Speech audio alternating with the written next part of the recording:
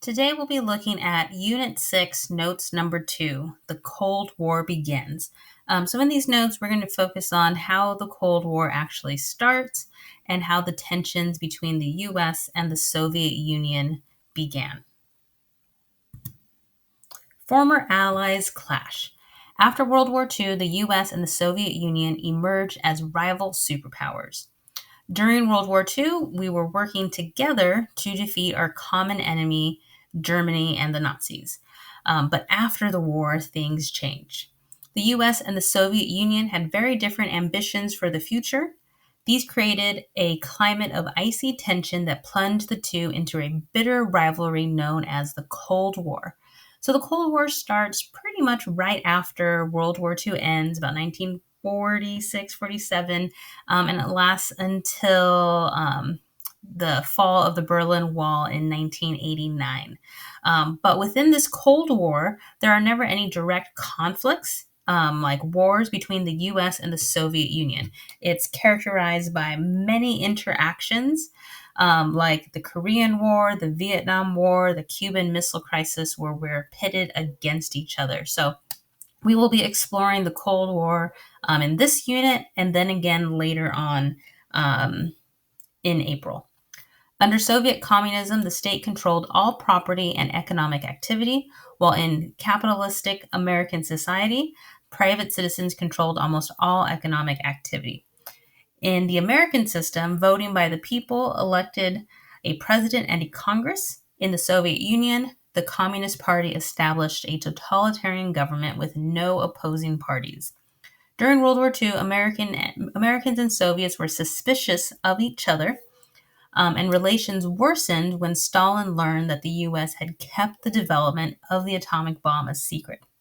So even though we were working with them during World War II, we never completely trusted them, never really formed a good relationship. The Potsdam Conference. The final wartime conference was at Potsdam in July 1945 near Berlin. So the big three met: the United States, Great Britain, and the Soviet Union.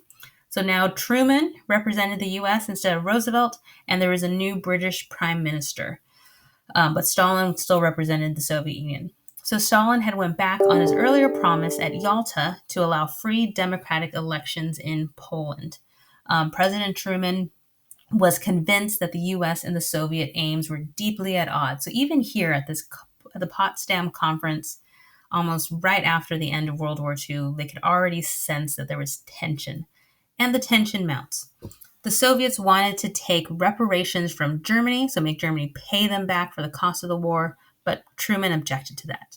Truman felt that the U.S. had a large economic stake in spreading democracy and free trade across the globe, and they wanted access to Eastern Europe to be able to access their raw materials, resources, and also be able to sell our products to them.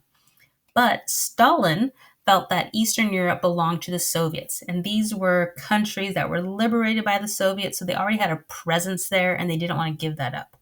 The Soviets felt that they could stop future invasions from the West, that these countries could provide like a buffer zone for the Soviets. The U.S. establishes a policy of containment. Stalin would install communist governments in Albania, Bulgaria, Czechoslovakia, Hungary, Romania, and Poland. And these were countries that he initially promised would allow them free elections. So these countries had been taken over by the Nazis, liberated by the Soviets, so their governments were in complete shambles. And at Yalta, it had been agreed that to let the people vote for a new government and establish, whatever type of government they wanted. But Stalin had fixed it so that communist candidates would win, so that he could basically kind of oversee everything that was happening there. So these countries became known as satellite nations dominated by the Soviet Union. Faced with the Soviet threat, the U.S. adopted a policy of containment. This meant taking measures to prevent any extension of communist rule to other countries. So we didn't want to go to war. We didn't want to stop Stalin from what he was doing, but we didn't want the communism to spread anymore. So we wanted to contain communism in Eastern Europe. Europe was now divided into two political regions, a mostly democratic Western Europe and a communist Eastern Europe. Winston Churchill used the phrase the Iron Curtain in a speech to describe this division in Europe. So here's a map to illustrate this Iron Curtain. So we have right here this division.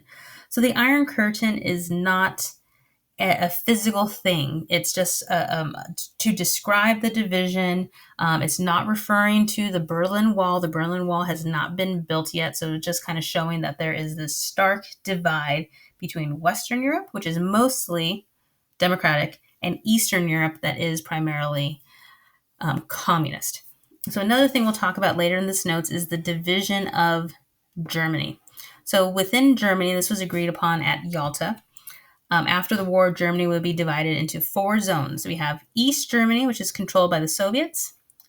We have a British zone, American zone, and a French zone on the west.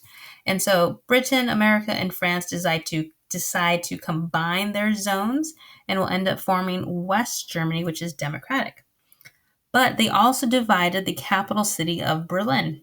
The capital city is in the eastern portion, but within Berlin, there are the western portion of Berlin is under the democratic rule of the US, Great Britain, and France, and this will be problematic. So let's stop and think. What was the goal of the containment policy? So the goal was to contain communism. We didn't want communism to spread to other countries. We didn't want the Soviets to gain kind of more allies and to spread their rule elsewhere. So the goal was to keep it where it was and to not allow it to spread. Truman Doctrine. On March 12, 1947, President Truman asked Congress for $400 million in economic and military aid for Greece and Turkey. This would become known as the Truman Doctrine, the commitment of the U.S. to support free people who are resisting communism. So we are taking a stand and this is all part of the containment policy, how we're going to accomplish the containment policy. So Greece and Turkey were being threatened by Soviets to coming into their country. They reached out for help.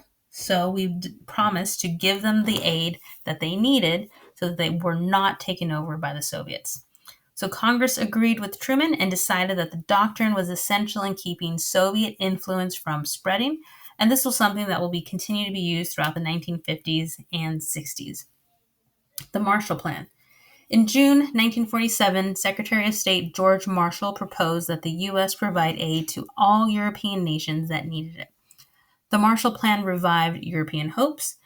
Over the next 4 years, 16 countries received some $13 billion in aid.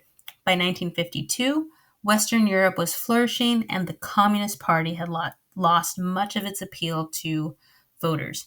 So with the Marshall Plan, we're focused on helping countries rebuild, helping them rebuild their roads, their farms, their factories, because as countries are depressed, economically depressed, it often leads them to be more interested and enticed by communism. So by providing aid to all of these countries, we're basically helping them get back on their feet and not be succumbed to communist ideals.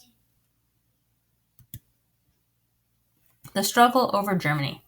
At the end of World War II, Germany was divided into four zones occupied by the U.S., Great Britain, France, and the Soviet Union. In 1948, the U.S., Britain, and France decided to combine their three zones into one nation, West Germany. The western part of Berlin would be surrounded by Soviet-occupied territory.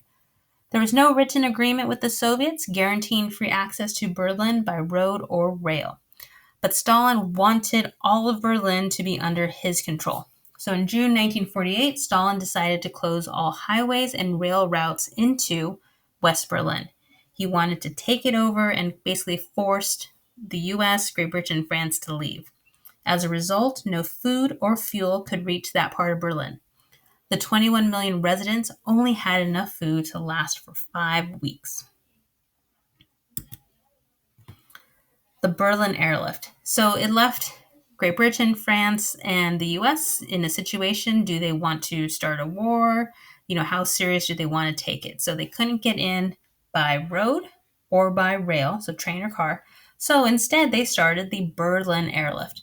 So, in an attempt to break the blockade, American and British officials started the Berlin Airlift to fly food and supplies into West Berlin. So, technically, they're not, have any direct confrontation, and so they're giving the residents what they need. And so this continued for 327 days. Planes were taking off every few minutes in order to provide the food and fuel supplies that the residents of West Berlin needed. So West Berlin survived because of the airlift, and this helped to boost American prestige around the world. By May 1949, the Soviet Union lifted the blockade. The NATO alliance. The Berlin blockade increased Western European fear of Soviet aggression. As a result, 10 Western European nations, Belgium, Denmark, France, Great Britain, Iceland, Italy, Luxembourg, the Netherlands, Norway, and Portugal, joined with the US and Canada on April 4th, 1949, to form a defensive military alliance called the North Atlantic Treaty Organization, NATO. They pledged military support to one another if attacked. So basically, just a huge military alliance so that these countries can feel safe and secure. So let's stop and think. What happened as a result of the Berlin blockade? So because the Soviets were trying to take over West Berlin, they're trying to limit access, the U.S. was able to kind of creatively start the Berlin airlift to go around. And so when Stalin wasn't accomplishing what he wanted to accomplish, he ended the blockade. But it helped to boost American prestige. We're seen as heroes. People are grateful for what we had contributed during the Berlin airlift. So this is the end of the notes. Make sure you go back and do your key terms.